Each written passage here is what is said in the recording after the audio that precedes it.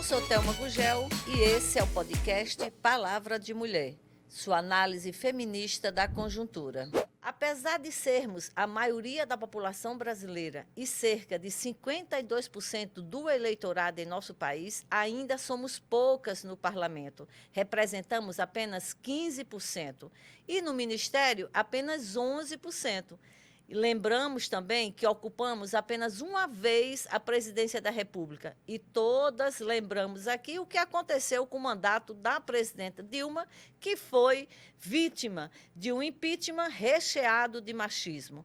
E é para conversar um pouco sobre essa situação da dificuldade da igualdade de gênero na política em nosso país, que nós vamos receber com muito carinho hoje Xuma Schumacher, que é uma feminista, ativista, antirracista, antitransfóbica, uma pesquisadora da condição das mulheres, militante da Articulação Brasileira, das Mulheres Brasileiras, e que vai estar aqui com a gente hoje, abrir um pedacinho da sua agenda aí, né, Xuma, que eu sei que é corridíssima, para estar aqui hoje no nosso podcast, falando um pouco sobre essa difícil igualdade de gênero. Seja bem-vinda, Xuma, muito bom ter você aqui hoje.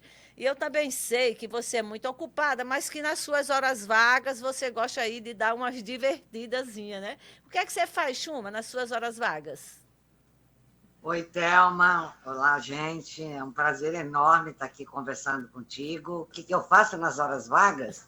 Então, meninas, são poucas as minhas horas vagas, né? Porque, na verdade, ou você está trabalhando ou você está no ativismo, na militância, mas quando sobra algum pouquinho, eu gosto muito de ver um filme, gosto muito de ler um livro, porque eu leio muito, mas leio muito por conta do trabalho, aquela leitura prazerosa, aquelas ficções, são raríssimos esses momentos. Mas sabe o que eu gosto mesmo, Thelma? Eu gosto mesmo é de receber as amigas, é de tomar um trago junto com elas, é de conversar sobre a conjuntura, é conversar sobre a nossa vida pessoal. Isso mesmo é que me alimenta profundamente. É isso, viu, Chuma? Eu também adoro essas fofocas entre as mulheres, né? Tá nessa conversinha do dia a dia, se entendendo, se conhecendo. E eu estava preparando o meu podcast e lembrei, Chuma, que a gente esteve na China, né, em 95. Você estava lá como uma das coordenadoras da articulação de mulheres brasileiras para Pequim. E aquele momento foi um momento muito importante para as mulheres do mundo inteiro. Né? Eu acho que essa conferência da China já vai fazer 30 anos e eu queria que você começasse a conversar um pouco sobre isso. O que foi que mudou sobre a questão da participação das mulheres na política após a Conferência de Pequim, que era uma das pautas da conferência? Eu acho que a coisa mais importante para a gente destacar, Thelma, na verdade, foi a grande mobilização social das brasileiras, né?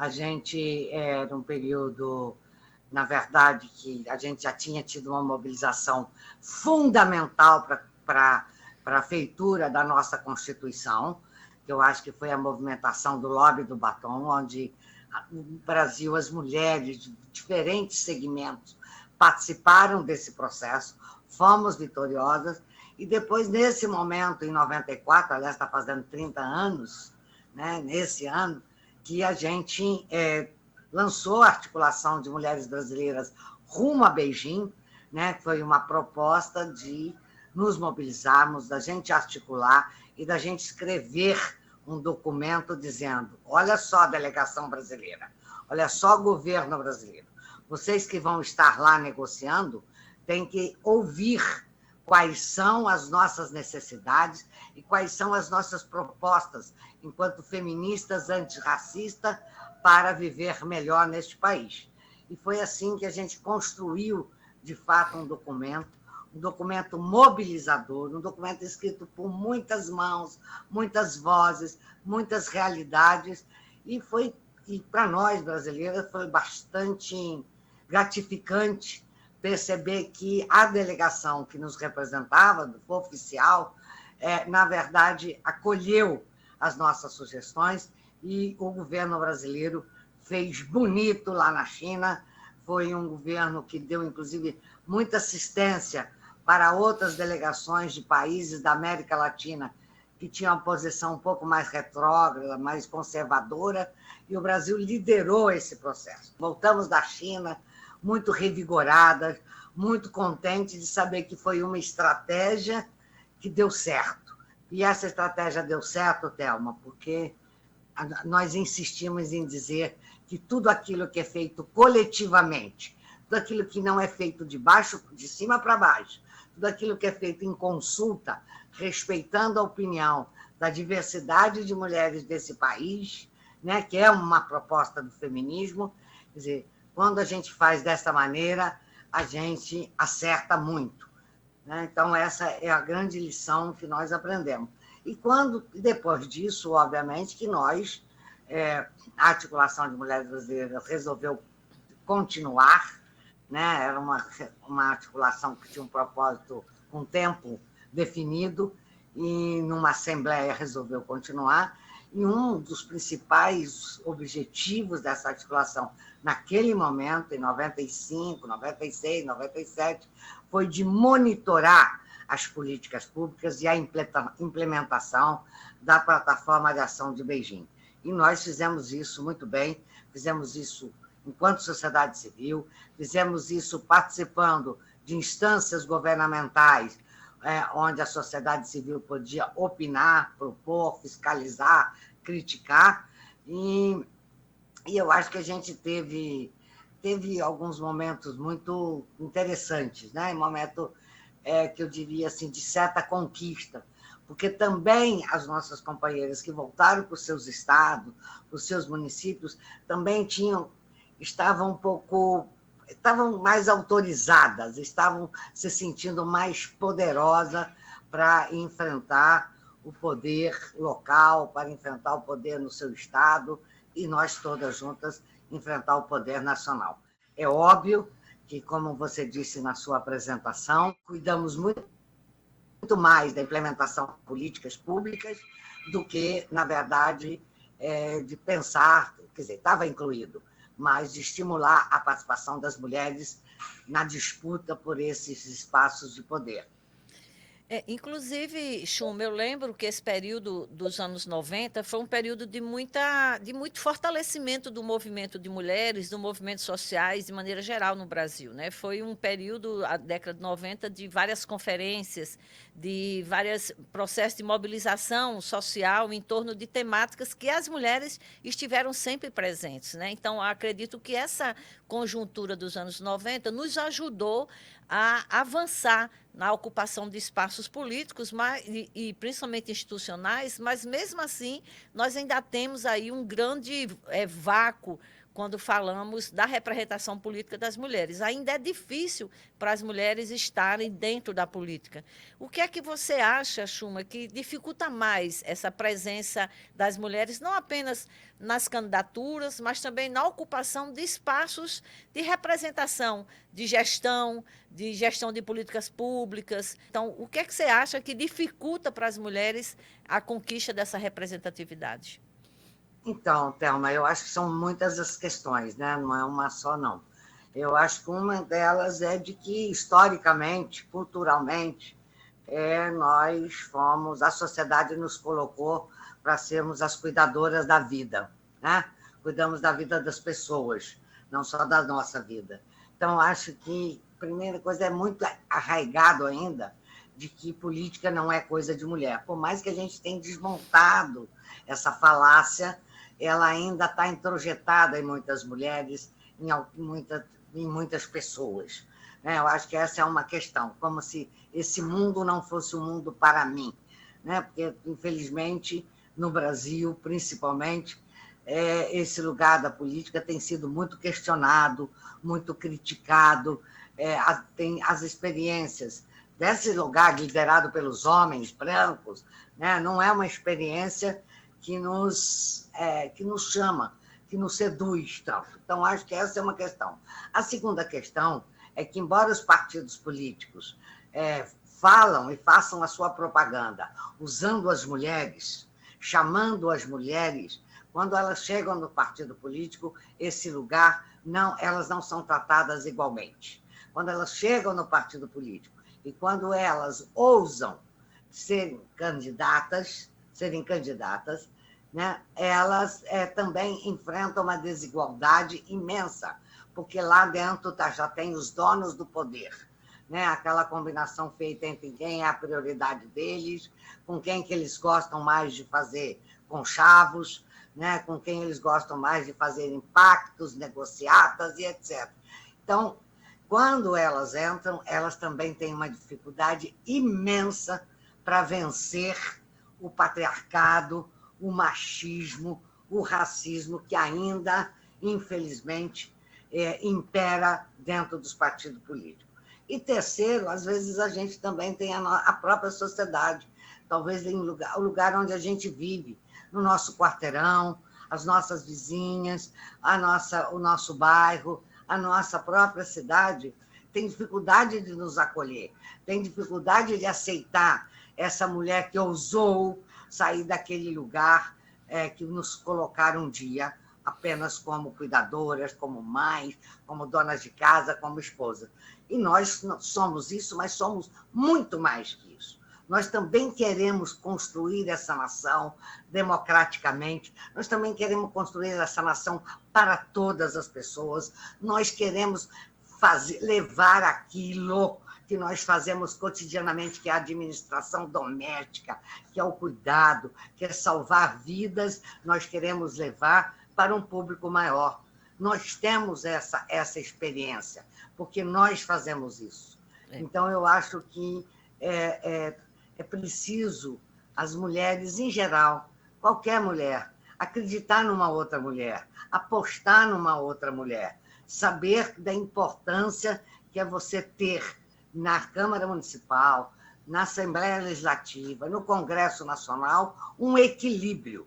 É necessário ter um equilíbrio. Se nós somos metade mais um pouco da população brasileira, não só como pessoas, mas como eleitoras também, não é possível mais aceitar que nesses lugares nós não estejamos devidamente representadas. E é importante também sempre lembrar, Chuma, que todas as lutas sociais que nós conquistamos, as mulheres estiveram na frente, né? Desde o SUS, desde o SUAS, todas essas políticas públicas que são resultado da mobilização da década de 90 e anos 2000, estiveram na frente as mulheres que estavam mobilizando, articulando. E, no entanto, como você está destacando aí, é o que a gente vê na sociedade, a confiança para a representação política mais ampla fica eliminada, né? Fica diminuída quando se pensa para além do cotidiano da luta política das mulheres em defesa do bem viver, não é isso? Exatamente. Nossa, muito bem lembrado, Thelma. Nós nunca saímos das ruas enquanto movimento social. Eu acho que as mulheres estão em vários espaços dos movimentos sociais, né, tentando construir, tentando ouvir outras pessoas, fazendo uma política com afeto, uma política com confiança, uma política que puxa a outra, que dá a mão para a outra. Eu acho que nós, quanto movimento social, eu acho que foi e será fundamental a nossa participação em diferentes organizações, em diferentes movimentos e etc. Bem lembrado também, quando você pensa na questão ambiental, que é grave nesse momento, é grave no mundo, é grave no Brasil, tem que lembrar, por exemplo, da Eco 92, Exato. Onde as mulheres tiveram um papel fundamental. O documento, a plataforma da Eco 92, sai um capítulo inteiro que é a Agenda 21 das mulheres. E nós, mulheres, estivemos ali, desde a plantar da primeira árvore, desde regar a primeira plantinha, nós estivemos ali pensando na questão ambiental, que não é só cuidar da natureza, que é óbvio que é importantíssimo, mas é cuidar da natureza com as pessoas, né? Cuidar do meio ambiente a partir do primeiro ambiente, que é o meu corpo, né? Uhum. E, então, portanto, os nossos corpos, né, dentro dessa luta. Nas últimas eleições, em 2020, para a prefeitura e vereadoras, cerca de 69% dos municípios do Brasil inteiro não tiveram candidatas mulheres. né? Então, você tem aí 5.000, mais de 5.500 municípios, quase 70% não teve nenhuma mulher na candidatura majoritária, né? Sendo que parte delas estavam, por exemplo, como vice-prefeita, né? Então, às vezes, a gente vê nesse jogo aí que você até destacou entre os homens, né? No acordo entre os homens sobre qual é a melhor composição política, na realidade, as mulheres são chamadas, às vezes, para ser vice e não para ser a cabeça de chapa, né?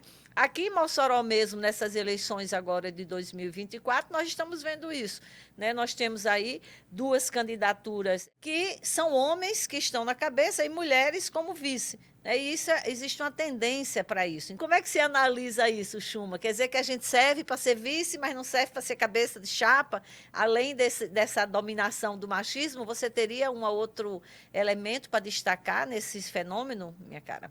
Não, eu acho que é isso, Thelma, um pouco o que eu falei na primeiro comentário meu, que é os partidos, durante todo o ano, se você perceber e fazer uma análise, os partidos, quando fazem a sua propaganda, têm usado a direção, eles falam com as mulheres. É muito impressionante. Aí, na hora do vamos ver, aí para disfarçar um pouquinho, acho que é para disfarçar, é para aparecer, né, de que eles têm algum compromisso com a participação das mulheres nos espaços de poder. E aí, portanto, a gente vem aí como vice. Porque, por exemplo, a gente inovou no Rio de Janeiro, vamos dizer, os partidos mais democráticos, os partidos mais progressistas, nós nem chamamos de vice, nós chamamos aqui de coprefeitas, para dar um lugar de verdade para essa mulher.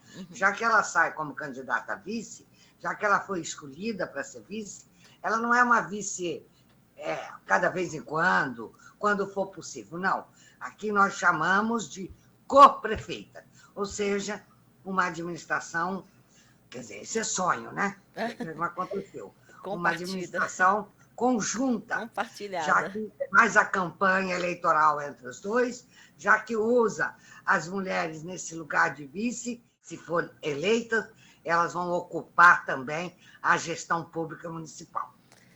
E se a gente pegar, Chuma, e fizer o recorte de raça e identidade sexual, aí é que fica difícil, ou aí é que fica mínima a participação das mulheres na política, não é isso?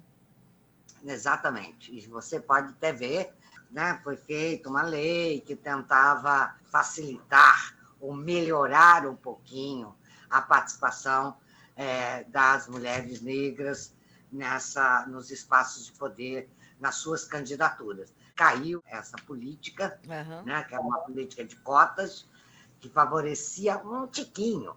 É uma dívida histórica imensa, então era um pouquinho só que a gente conquistou, e esse pouquinho conquistado já não vale mais.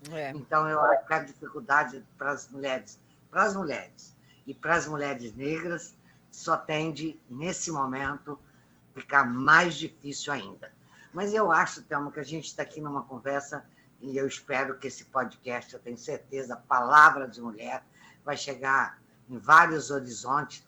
Eu acho que é muito importante saber de que nós, mulheres, temos que dar um voto de confiança para mulheres, obviamente, progressistas, porque também não basta ser mulher, né? Porque tem muitas mulheres que estão sendo cooptadas pelo patriarcado, pelo machismo, e acabam, na verdade, fazendo o papel dos machos, né?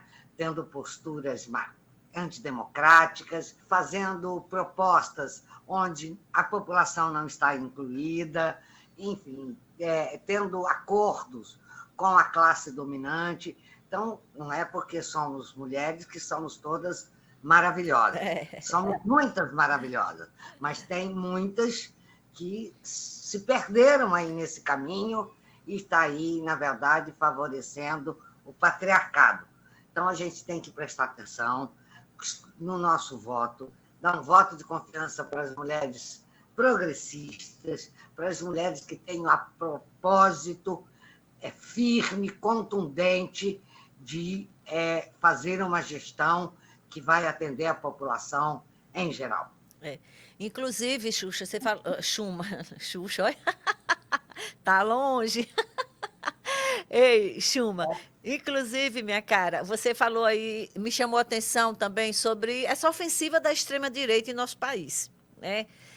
Que essa ofensiva, que finalmente a gente começa a ver no Brasil quem são essas pessoas que sempre existiram, que sempre fizeram política, que sempre demarcaram posição, mas que não tiveram assim um respaldo político mais amplo, como aconteceu no último período, e essas pessoas se viram livres para apresentar seu pensamento e espalhar sua maldade pelo país. E eles, a extrema-direita, escolheu aí as mulheres como foco, né, da sua atuação, seja no processo de cooptação de lideranças, seja no processo de destruição dos nossos direitos, né? Então, eu acredito que chamar atenção sobre isso aí para nossos ouvintes é importante a gente estar sempre lembrando disso. Hoje nós vivemos uma conjuntura de ataques extremos aos direitos humanos em nosso país, e, em particular, aos direitos das mulheres. E o feminismo tem sido um sujeito importante no combate a essa extrema-direita, né? Então, eu queria que você nos dissesse aí, falasse um pouco aí, minha cara, sobre quais são essas iniciativas que nós, no feminismo da MB, inclusive, que é a Articulação de Mulheres Brasileiras, que nós fazemos parte, que existe aí há quase 30 anos, e que nós estamos nesse confronto direto com a extrema-direita. O que é preciso fazer nessa conjuntura dessas eleições, nesse enfrentamento com a extrema-direita, minha cara? Eu acho, Thelma, que a primeira questão é a gente desmascarar uma mentira, porque eles falam mal da política, eles falam mal das instâncias de poder que existem, seja o Supremo Tribunal Federal, seja o Congresso Nacional, seja o Executivo. Eles dizem que a política não vale nada, que essa política não serve para nada, e o que eles estão fazendo é a pura politicagem. É como se... Então, é impressionante, porque eles também mentiram para as pessoas. As pessoas pensam que elas não estão fazendo política, o que é uma grande mentira. Ela talvez não esteja fazendo uma política com ética, estejam fazendo uma politicagem. Então, acho que a primeira coisa é desmascarar de que está assim, tá sendo usada a população para falar mal da política, mas usada a população para fazer a política deles, dos interesses desses poderosos, dos interesses particulares. E eu acho que é isso que a gente tem que dizer para as pessoas. Tem usado muito o nome do Senhor, de Deus em vão, tem usado púlpitos religiosos, usando a Bíblia e não a Constituição brasileira, que é o que rege a política, né? Claro que tem todo o nosso respeito às escolhas religiosas das pessoas, todo o nosso respeito, independente da escolha que cada uma fizer. Agora, essa é uma decisão, a fé, essa escolha é uma decisão pessoal, é uma questão de foro íntimo, e não ser usada como tem sido usada por uma parcela de lideranças, mulheres também, né, que, em nome de Deus, tem enganado as pessoas. Então, por favor, Deus não está aí para enganar ninguém, né? Então, tenha cuidado com isso. Continue com a sua religião, continue com a sua fé, mas a sua cidadania, a sua escolha política, ela tem que ser baseada naquilo que você está sentindo, na sua experiência, em ver como a situação da sua localidade está sendo conduzida, saber que nenhum político faz favor a você, para ninguém. É um direito de cada uma de nós, cidadãos desse país, é um direito que a gestão pública seja democrática, a gestão pública tem que acolher as pessoas que mais necessitam neste país, que a gestão pública tem que ser para coletivos que, de certa forma, merecem serem contemplados, porque durante anos e períodos nessa nação, as pessoas foram deixadas de lado, né, como se elas fossem um empecilho, como se elas fossem culpadas daquela situação pelas quais ela está vivendo. E é interessante também, Chuma, que dentro dessa ofensiva toda aí, nós vamos encontrar a violência política de gênero, que é um fenômeno já antigo, né? Há muitos anos que existe esse fenômeno na política e todas nós aqui, tanto eu como você, como as pessoas que nos escutam, devem lembrar de casos antigos de violência política de gênero, mas foi um conceito que foi elaborado recentemente. E que, juntando a essa manobra das mentiras, vamos chegar nas fake news.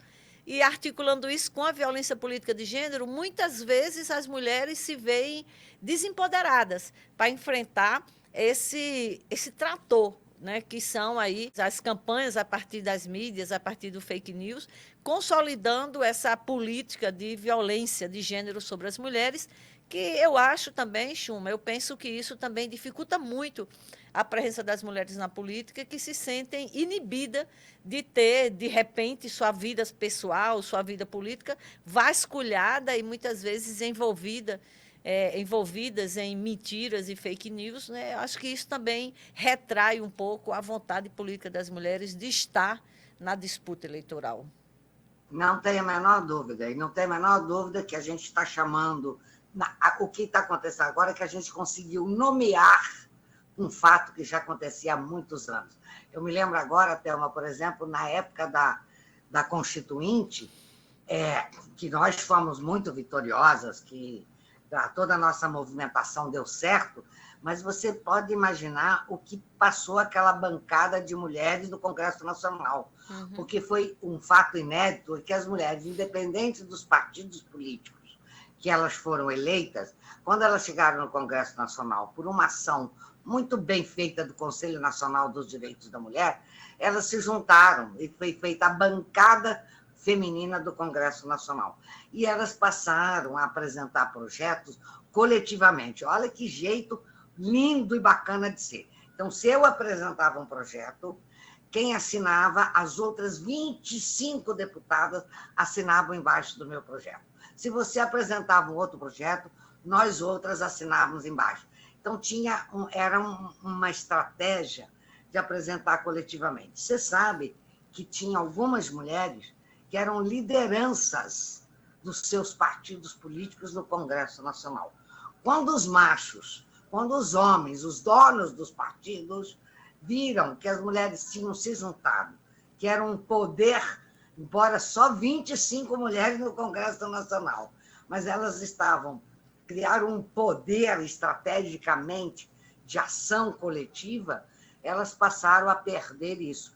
Então, por exemplo, eu lembro de deputadas que perderam, eram líder do seu partido, e o seu partido retirou essa liderança de várias delas, exatamente por ter um comportamento coletivo e não um comportamento de acordo com a defesa que o partido fazia das causas sociais. Eu estou dando isso como um exemplo para dizer que a violência política de gênero e raça existe há muito tempo, é que agora está sendo nomeada assim, e isso dificulta mesmo.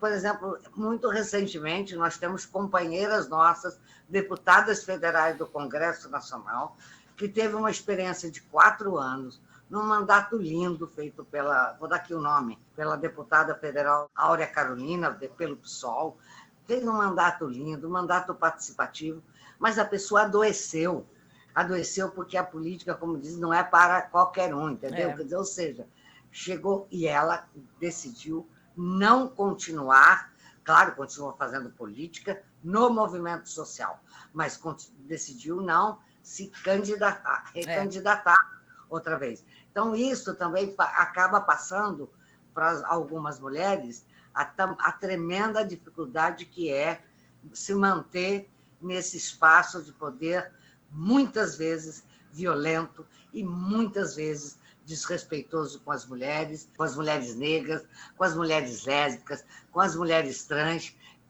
as raríssimas que conseguiram furar essa bolha, né? Mas é muito difícil manter-se dentro dessa bolha, né? Por conta de que está faltando o respeito nesse país. Não está faltando só água, não está faltando só um clima melhor, está faltando respeito com metade da população brasileira, que somos nós. Inclusive, Chuma, com muita tristeza que a gente lembra que o exemplo máximo da violência política de gênero no nosso país foi exatamente o assassinato de Marielle Franco, né? Aí no Rio de Janeiro, Marielle presente, vamos sempre lembrar disso, aí no Rio de Janeiro, que infelizmente foi o exemplo, né, mais duro, mais cruel dessa política em nosso país que afasta as mulheres dessa tarefa na humanidade. Olha, eu ficaria o dia inteiro aqui conversando com você, Chuma, porque é muito animador escutar a voz da sua experiência nessa luta política das mulheres. E aí eu queria que a gente fizesse aqui um exercício de imaginar uma sociedade em que a política fosse dominada pelas mulheres, para a gente ir finalizando nossa conversa e as pessoas que nos escutam também poder entrar nessa nossa imaginação. Ô, Chuma, como seria a política dirigida pelas mulheres se a gente tivesse aí digamos, a hegemonia, né, feminista da política em nosso país? O que é que as mulheres trazem de diferente para a política, minha cara? Ave Maria, se a gente pensar numa política dirigida para as mulheres, numa perspectiva feminista, antirracista, antilésbico transfóbico, anticapacitista, é obviamente que nós estamos pensando uma política para a coletividade. Eu acho que se nós, mulheres, tivéssemos o poder, nós faríamos desse espaço da política uma política cuidadosa, que eu acho que essa é a coisa mais importante. Uma política inclusiva, uma política que não vai pensar que a gestão só é feita na construção de grandes viadutos, de grandes rodovias, que a política é feita, sim, para chegar a uma água limpa na casa de cada pessoa. A política, sim, é feita pelo cuidar do saneamento básico. A política tem que ser feita para cuidar de empregos dignos para toda a população. E eu acho, gente, se nós cuidamos de vidas, porque é isso que nós fazemos, nós cuidamos de vida cotidianamente, imagina nós cuidando de muitas vidas, de uma cidade inteira, cuidando de uma nação inteira. Eu acho que você lembrou da Marielle, da minha querida amiga Marielle Franco, e também temos que lembrar que foi terrível, porque assassinaram uma presidenta da República simbolicamente. A forma também com que o impeachment da Dilma foi levado neste país também foi da maior violência política que a gente já presenciou e já viveu, né? Quer dizer, ou seja, exatamente porque era uma mulher que queria fazer a política decente, uma política diferente que o machismo desse país não suportou. É isso. Bom, Chuma, vou lhe agradecer mais uma vez esse seu tempinho. Eu sei que você está aí envolvida nas campanhas, tem sua vereadora, tem seu prefeito. Então, eu queria que você falasse agora com nossos ouvintes e o espaço é seu aí, minha cara, para se despedir do nosso podcast. Então, Thelma, primeiro agradecer demais, mandar um beijo enorme, especial ao povo de Mossoró, uma cidade que eu já visitei muitas vezes, quando estava fazendo a pesquisa, que eu gosto muito, mas deixar um abraço para todo mundo e dizer, olha só, vamos votar em pessoas cuja trajetória, cuja história que você conhece e sabe do compromisso decente dessas candidaturas. E vamos apoiar as mulheres que trazem na sua proposta uma proposta inclusiva, uma proposta democrática e uma proposta respeitosa para todas as pessoas. Deixo aqui um abraço enorme. Valeu, Chuma. Obrigada. E por aqui nós ficamos hoje. Agradecer aí o acompanhamento de todas as pessoas que nos escutaram. Estaremos voltando na próxima semana com mais uma Palavra de Mulher. Esse podcast é uma realização da Lei Paulo Gustavo, do Governo Federal, via Ministério da Cultura, operacionalizado pela Secretaria da Cultura do município de Mossoró.